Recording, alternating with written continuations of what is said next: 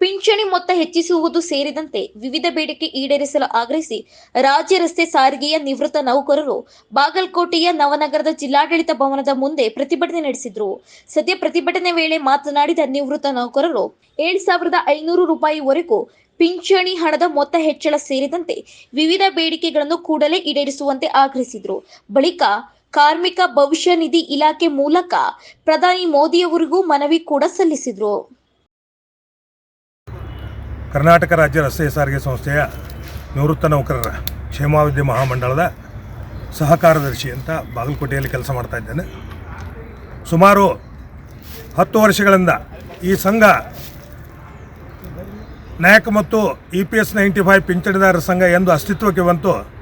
ಸುಮಾರು 10 ವರ್ಷಗಳಿಂದ ನಾವು ಈ ಒಂದು EPS 95 ಪಿಂಚಣಿ ಯೋಜನೆ ಅಡಿಯಲ್ಲಿ ಬರತಕ್ಕಂಥ ಸುಮಾರು ಭಾರತದಾದ್ಯಂತ ಇರತಕ್ಕಂಥ 70 ಲಕ್ಷ ಪಿಂಚಣಿದಾರರ ಸಲುವಾಗಿ 10 ವರ್ಷಗಳಿಂದ ಒಂದು ಹೋರಾಟವನ್ನು ಮಾಡ್ಕೊತಾ ಬಂದಿದ್ದೇವೆ. ಅನೇಕ ಬಾರಿ ಡೆಲ್ಲಿಯ ಜಂತರ್ ಮಂತರದಲ್ಲಿ ಮತ್ತು ರಾಮಲೀಲಾ ಮೈದಾನದಲ್ಲಿ ಉಪವಾಸ ಸತ್ಯಾಗ್ರಹಗಳನ್ನು ಕೈಗೊಂಡಿದ್ದೇವೆ, ಧರಣಿ ಸತ್ಯಾಗ್ರಹವನ್ನು ಮಾಡಿದ್ದೇವೆ.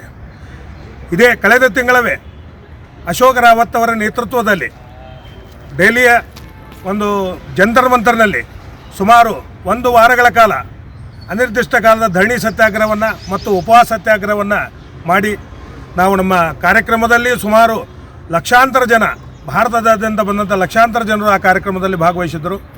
ಆ ಟೈಮಲ್ಲಿ ಈ ಸಂದರ್ಭದಲ್ಲಿ ಮಹಾರಾಷ್ಟ್ರದ ಪಾರ್ಲಿಮೆಂಟ್ ಸದಸ್ಯರು, ಉತ್ತರ ಪ್ರದೇಶ ಪಾರ್ಲಿಮೆಂಟ್ ಸದಸ್ಯರು ಎಲ್ಲರೂ ಬಂದು ನಮ್ಮ ಅಹವಾಲುಗಳನ್ನು ಸ್ವೀಕರಿಸಿ ಇದೊಂದು ಪ್ರಧಾನಮಂತ್ರಿಗಳ ಗಮನಕ್ಕೆ ಮತ್ತು ಕಾರ್ಮಿಕ ಸಚಿವಾಲಯದ ಗಮನಕ್ಕೆ ತರುತ್ತೇವೆ, ನಿಮ್ಮ ಒಂದು ಬೇಡಿಕೆಯನ್ನು ಈಡೇರಿಸುವ ನಿಟ್ಟಿನಲ್ಲಿ ನಾವು ಪ್ರಾಮಾಣಿಕ ಪ್ರಯತ್ನವನ್ನು ಮಾಡುತ್ತೇವೆ ಅನ್ನುವಂಥ ಒಂದು ಭರವಸೆಯನ್ನು ಕೊಟ್ಟಿದ್ದಾರೆ.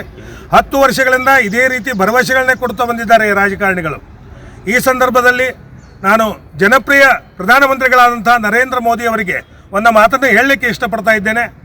ಈ 70 ಲಕ್ಷ EPS 95 ಪಿಂಚಣಿ ಯೋಜನೆಯಲ್ಲಿ ಅಡಿಯಲ್ಲಿ ಬರ್ತಕ್ಕಂಥ ಪಿಂಚಣಿದಾರರ ಬೇಡಿಕೆಗಳನ್ನು ತಾವು ಈ ಮುಂಬರುವ ಏಪ್ರಿಲ್ನಲ್ಲಿ ನಡೆಯತಕ್ಕಂಥ ಒಂದು MP ಎಲೆಕ್ಷನ್ ಒಳಗಡೆ ನಮ್ಮ ಬೇಡಿಕೆಗಳನ್ನು ಈಡೇರಿಸಿದ್ದರೆ ಭಾರತದಾದ್ಯಂತ ಇರತಕ್ಕಂಥ 70 ಲಕ್ಷ EPS 95 ಪಿಂಚಣಿದಾರರು ನಾವು ಈ ಒಂದು ಚುನಾವಣೆಗೆ ಬಹಿಷ್ಕಾರವನ್ನು ಹಾಕಬೇಕಾಗುತ್ತೆ ಅನ್ನುವಂಥ ಮಾತನ್ನು ಈ ಸಂದರ್ಭದಲ್ಲಿ ಹೇಳಲಿಕ್ಕೆ ಇಷ್ಟಪಡ್ತಾ ಇದ್ದೀನಿ.